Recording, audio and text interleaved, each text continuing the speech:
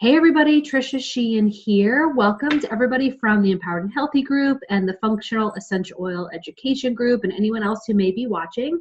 If you don't know me, my name is Trisha Sheehan and I am a holistic health coach and a certified essential oil coach. And my passion is to bring essential oil education and good information to everyone who's seeking natural remedies, natural solutions, and in my group, Functional Essential Oil Education, we get into the deep dive on this. We do science and safety and testimonials and lots of different topics. And just really excited to bring a little bit of a deep dive opportunity today for you guys with Brandy Kaufman. Hey, Brandy. Hey, hi.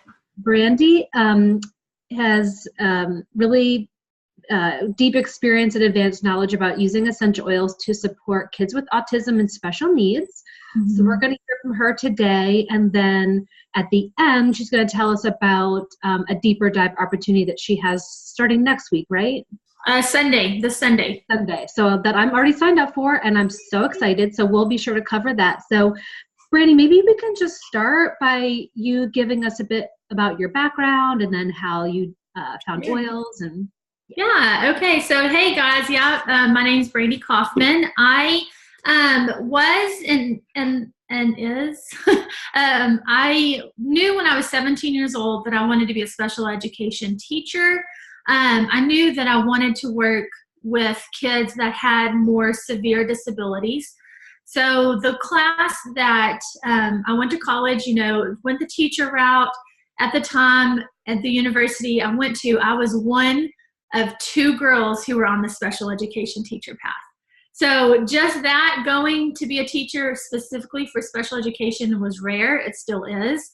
And so I graduated, went straight into the classroom. And the classroom that I taught in is what we call a self-contained classroom. And that just means that the students that are in that classroom are in there more than they're not.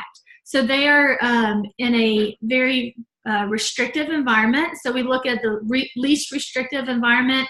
My classroom would be considered the most restrictive because they were pulled away from their general ed peers the most, okay? So there's some positives to that. There's also a lot of negatives to that. But I worked with kiddos with autism, with Down syndrome, traumatic brain injuries, seizure disorders, just the gamut. Lots of behavior issues. And that's probably my favorite, and my specialty is identifying function of behavior. So why is someone acting like this, and what can we do to reshape that behavior? I taught in the elementary realm for many, many years. Then I moved into the high school realm, also worked as assistant principal, and worked with kiddos in high school from freshmen to seniors. And then actually in special education, you can go to school through your 22nd birthday. And so I had a job training class with kiddos that were older, so 20, 21, and those were your more severe type students, okay? And so in 2015, I was on my knees in church begging God to give me a different job. My passion had kind of just dwindled. I was frustrated. I was frustrated with the system. I was frustrated with constantly fighting the system for my kiddos and not seeing the results that I want. I was doing all the things, good classroom management, good behavior strategies, having systems and procedures and routines in place so that the kids know what to expect, all of that. But I still wasn't seeing the results I wanted. And I was just frustrated and I was tired and I just felt beat up. And so God gave me doTerra.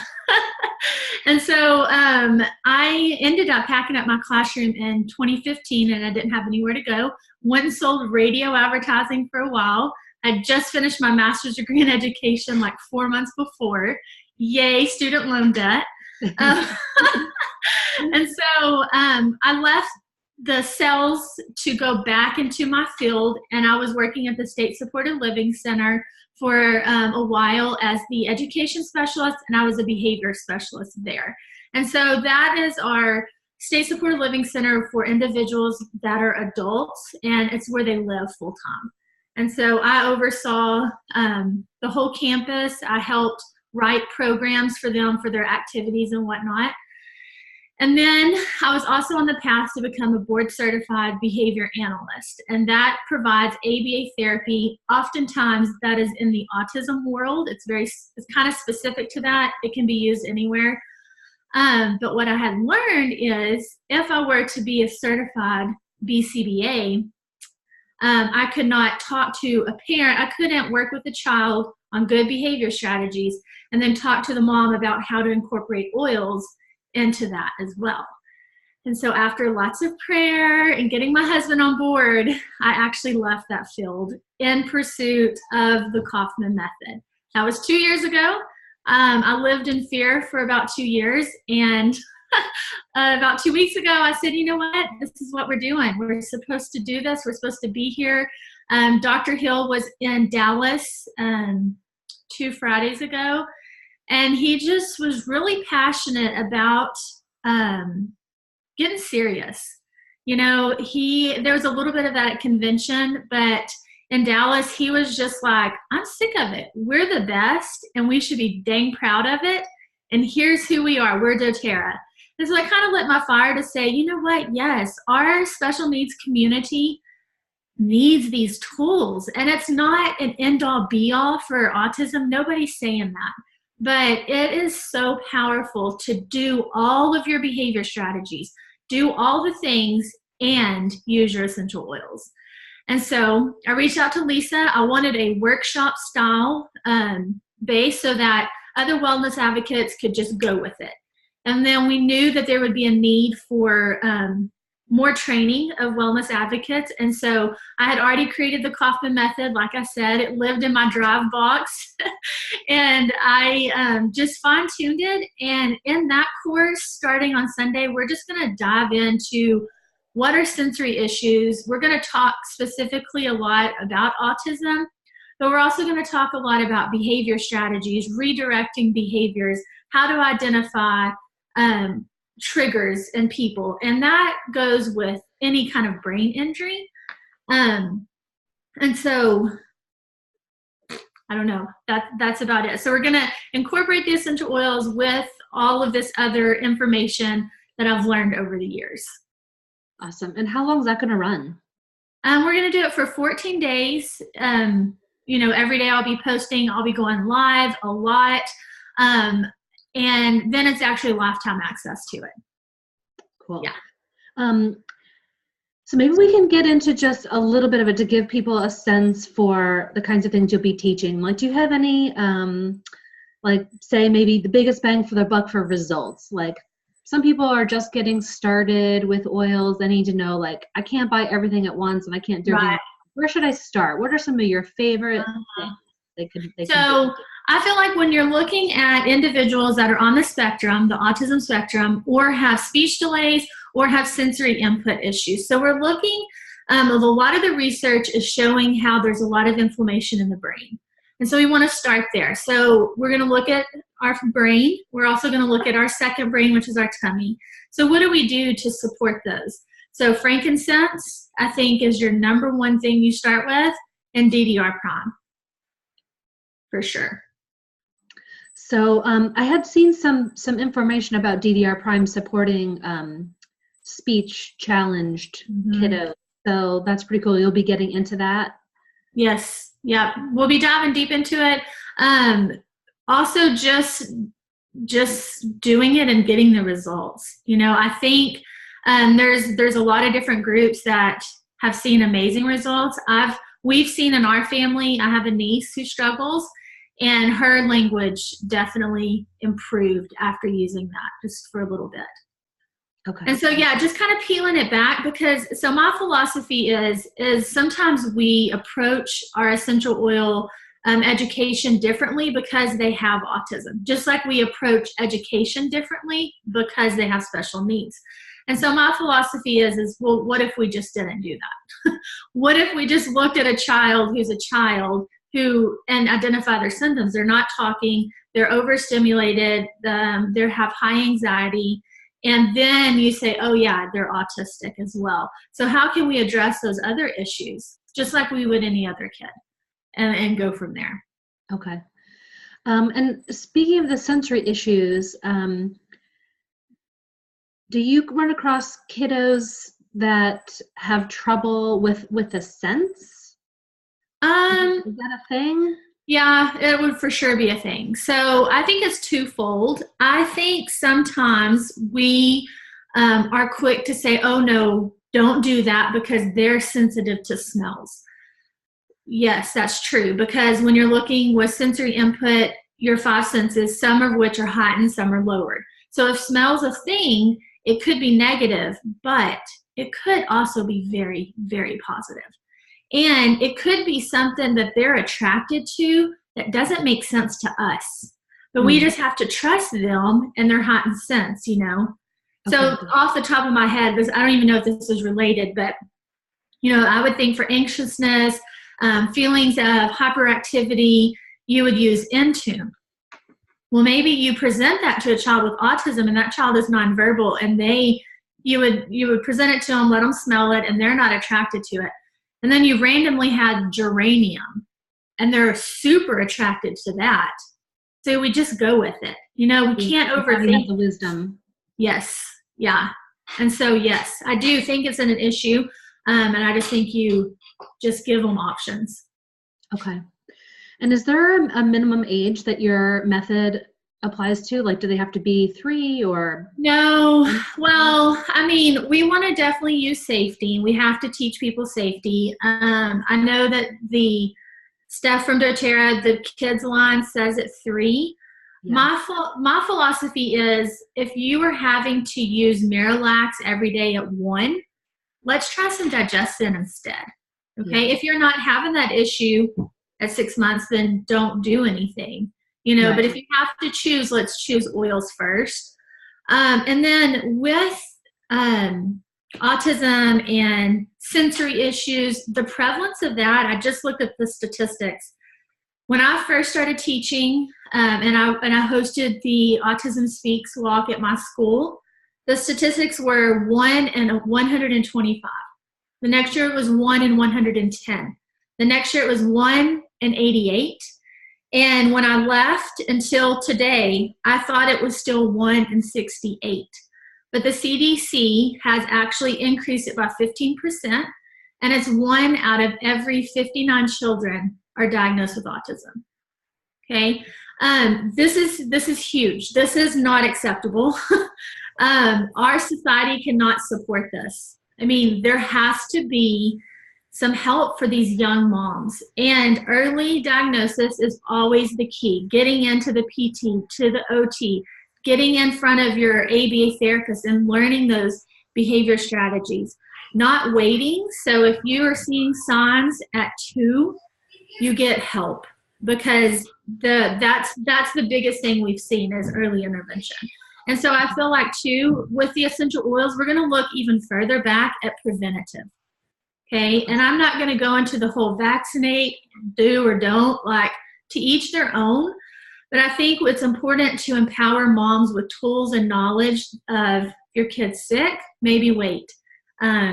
If they're having extreme ear issues, show them how to do this, you know, instead of constant antibiotics. If they're on antibiotic constantly, let's show them how to do a probiotic. And so really peeling back the layers of preventative care, because there's lots of research supporting, I'm reading this book, Autism Prevention, that takes autism from a like cognitive disability, maybe in the same category as someone with Down syndrome, into more of an illness that is treatable. Right. And so just looking at some of that research helps us reshape and be able to support our families better. Yeah.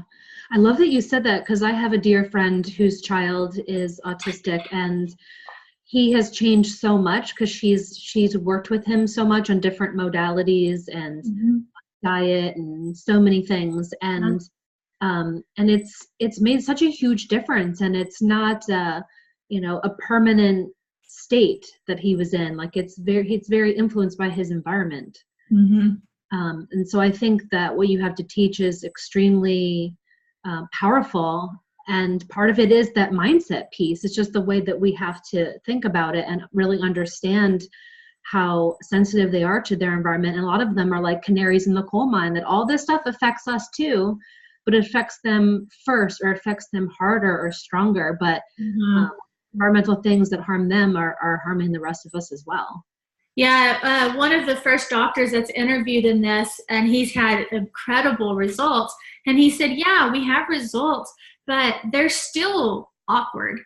Like he said, they still have their awkward tendencies in their social interaction. But he said, what brilliant mind in society wasn't a little bit awkward?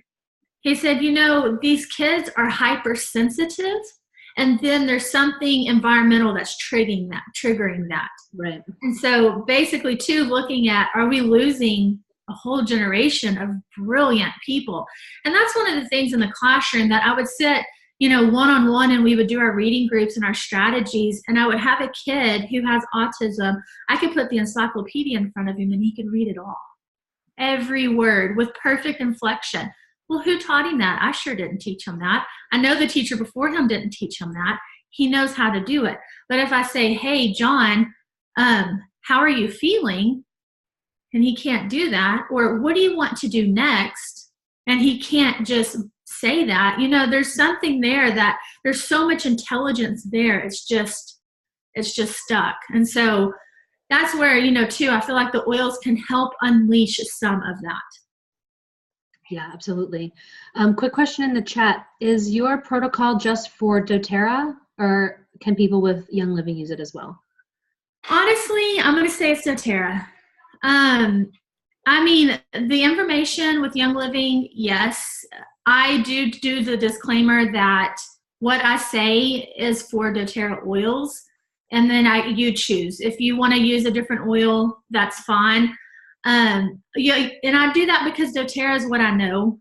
I don't want to be offensive by any means, but it's what I know. It's the research that I read. And so, yes, yeah. Yeah, I have the same disclaimer on my education as well, that doTerra is the brand that I study, and I trust their purity and their supply chain processes, and I've studied that, and I can't speak to what other companies are doing with their supply chain, their farming practices, their purity standards. I just can't speak to all that, and it's just so important. Yeah. So I make the same disclaimer that this is about doTerra, and you decide what you want to do with this. This is education only. It's not a prescription. It's not a treatment plan. No. It's just you learn and you decide for yourself what you're going to do. Yeah. And the Kaufman method, is a thought process. And exactly, it's education. It's entertaining a different way to think about things. So yeah, I'm definitely not saying that these are going to cure autism or anything like that. Yeah. So you talked a little bit about oral, I think, where you're saying like put frankincense on your finger and rub it on your roof of your mouth. What other application, do you talk about diffusion, topical, ingestion? Yes. Yeah, we will cover all of the modalities of how to use it topically, internally, diffusing. One of the things with diffusion is we saw in the classroom where we had a little bit of leeway to test things out under the radar. We had some really good air freshener protocols. And as a teacher, as a parent, with dealing with kiddos with autism, you learn signs of distress. So you can see in a kid if they're overstimulated, or if it's Thanksgiving, the week before Thanksgiving break, and you're doing holiday parties and it's just too much. We found that you take a little bit of frankincense and a little bit of lime in the diffuser, and that really calmed. It just kind of brought the emotions down a hair. Oh, that's so interesting. I hadn't heard of that combination before. Yeah, my friend kind of stumbled upon it, and she texted me. She was like, Brandy, you won't believe this. And then I had lunch in there one day, and a student was struggling, and she said, give it 10 minutes. 10 minutes. And it was a response from that student, but it was kind of an extreme response. So when you're in fight-flight mode, he went from, fight to just like calm. Like he even fell asleep a little bit for his free time. So it was fascinating. Yeah. And, woke up and was peaceful and happy. And yeah. Yeah. Regarding internal use, since that's such a hot button, what are your thoughts on that, and why is that part of your method? So my thoughts are, so I kind of tell people, you are a grown-ass adult. So you have the ability to do your own research. My philosophy is if then. If I need this for bowel movements, what are your choices? If I'm going to take something internally, to me, it makes sense to do something very natural. I also really appreciate at convention a few years ago when the doctor got up and just dumped some oil in his mouth. And so I've honestly, it has always made a lot of sense to me to take oils internally. So that's what I've done. If it doesn't make sense to you, then don't do it. Yeah, love that. Especially, if you're, being hypervigilant about what's going internally, just do that with everything. Yes. Read all of your labels, research everything. I think sometimes there tends to be this extra attention paid to oils on this subject, and maybe not as much attention paid to the Miralax or other products grabbed off the shelf at the pharmacy. And we need to put the microscope on other things too. Yeah. Well, I've had people be like, well, I'm not taking those internally. And I'm like, okay, well, enjoy your Coke and Cheetos. Like, I'm going to go drink some lemon water. I don't get it, but I mean, whatever. And in my group, we dig into this, and we're going to continue to dig and just see, what does the science say? Why is there such a debate on this? What are doctors saying? And we dig through it. And I would kind of say my bottom line that I found through all my research is there's an aromatherapy community that was taught not to do it. And it was based on a very old study in the UK using a very low quality oil. And that's all it's based on. And when I ask aromatherapists to kind of explain their position, the only answer I've ever come across is, I'm a trained aromatherapist and I say so. Yeah. And one person sent me like a report of reports of, incidences of essential oil doing damage. And it was like tiny. It was like 10 people, of the millions of people that use it, is like almost nobody. And so that's what I've dug up. I'm going to stay on top of it, but so far that's what I'm finding. And as far as like the doctor's perspectives go, there's somebody at my door. I need to check who's at my door. I'm sorry. So sorry. I'll just talk about this for a minute while we're waiting for her. So those of you who are in Functional Essential Oil Education Group, there's a whole section on internal use where you can find different studies and perspectives for yourself, and we kind of discuss this, so you can go to that section and check it out for yourself. Okay. Sorry. It was my son. I thought somebody was knocking at my regular door. I homeschool, and so he's not obeying like he should. So here we are. Okay, awesome. So maybe could you just say a little bit more about if people sign up for your class, and by the way, you guys, it's $25. It is such a low price, and it's going to be awesome. And to have all of this information, and for people who want to become, more savvy about helping autistic kids, this could be a wonderful place to start. But for those of you who don't necessarily want to be savvy yourself, you can just take in what Brandy's teaching and share it, or say, you have a mom who's a customer of yours who is using oils to support their special needs child. Have them sign up for Brandy's class. Like, we're not meant to all be experts in everything. That's why I love seeing that you're an expert in this, and that we can send people your way, because this is your thing. This is your lane. So let's hear a little bit more about what's going to be involved in the 14 days. Okay, so we're gonna I set it up kind of like an inquiry-based discussion, kind of real teachery here. But the objective is to understand a little bit more about autism, understand about sensory issues, and understanding the sensory input, and then teaching how to build in a simple protocol for your customers and clients.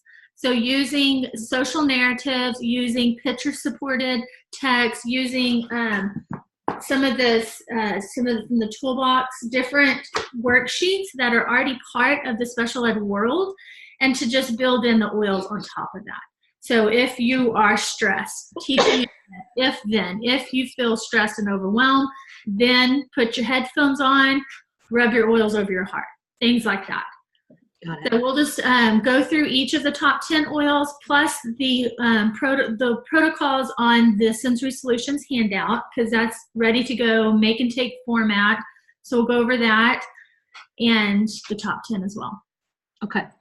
The question in the chat is, do we have to be available live for class, or is everything just going to be up on Facebook? Yes, it's going to be on Facebook. You do not have to be live. The recordings will live in Facebook world, and you will always have access to it. Yeah, and I don't know, I'm still trying to decide if I'm going to add, when I open enrollment again, if I'm going to add it to this group. And so you'll always have access, or if I'll just keep people here and then do another one. I'm not real sure. So we'll just have to play that by ear. Okay, that sounds good. All right, awesome. Well, is the link easy to say, or should you want me to just mail it out to sign up for your class? It is. It's a bit.ly link, and it's the Kaufman method. Okay. So that's how you register for it, and you'll put in your email information, and then it'll pop up to PayPal. You tap in the 25, and then you hit submit, and then your link will come to you 2 days later. Okay. And I'll grab that link and send it to you guys when I send out the email with the replay. Perfect. Awesome. Thank you for your time. It's so great to have you here, and I'm really, really looking forward to your class. I will be there. Awesome. Thank you. All right. Have a good day. Okay, bye.